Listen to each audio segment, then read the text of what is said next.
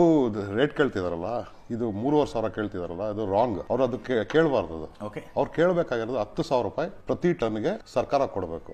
ಕರ್ನಾಟಕದಲ್ಲಿ 12 ರಿಂದ 13 ಲಕ್ಷ ಎಕರೆ ಕಬ್ಬು ಬೆಳೀತಾರೆ ಕರ್ನಾಟಕದಲ್ಲಿ. ಅದ್ರಲ್ಲಿ ಸುಮಾರು 6 ಲಕ್ಷ ರೈತರು ಕಬ್ಬು ಬೆಳೀತಾರೆ. ಆಯ್ತಾ. GST ಸಕ್ಕರೆ 42 ಲಕ್ಷ ಟನ್ ಸಕ್ಕರೆ ಉತ್ಪಾದನೆ ಆಗುತ್ತೆ. ಅದ್ರಲ್ಲಿ GST 5% ಹೋದ್ರೆ 900 ಕೋಟಿ GST ಕಲೆಕ್ಟ್ ಆಗತ್ತೆ ಕೇಂದ್ರ ಸರ್ಕಾರಕ್ಕೆ. ಇಥನಾಲ್ ಪ್ರೊಡಕ್ಷನ್ ಆಗುತ್ತೆ ಈ ಇದ್ರ ಎಕರೆಯಲ್ಲಿ 150 ಕೋಟಿ ಟ್ಯಾಕ್ಸ್ ಕಲೆಕ್ಷನ್ ಆಗುತ್ತೆ.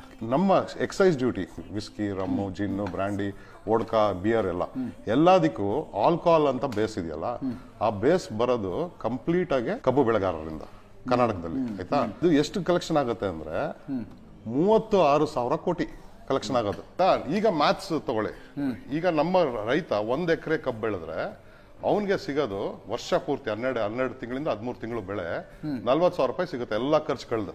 6 ಲಕ್ಷ ರೈತರು ಹೇಳದ್ನಲ್ಲ, 6 ಲಕ್ಷ ರೂಪಾಯಿ ಪ್ರತಿ ಏಕರ್ ಕಾಂಟ್ರಿಬ್ಯೂಟ್ ಮಾಡ್ತಾರೆ ಸರ್ಕಾರಕ್ಕೆ. ನಾವು ಸಾಫ್ಟ್ವೇರ್ ಡಾಕ್ಟರ್ಸ್, ಚಾರ್ಟರ್ಡ್ ಅಕೌಂಟೆಂಟ್ಸ್ ನಾವೆಲ್ಲ ಟ್ಯಾಕ್ಸ್ ಕಟ್ತೀವಲ್ಲ.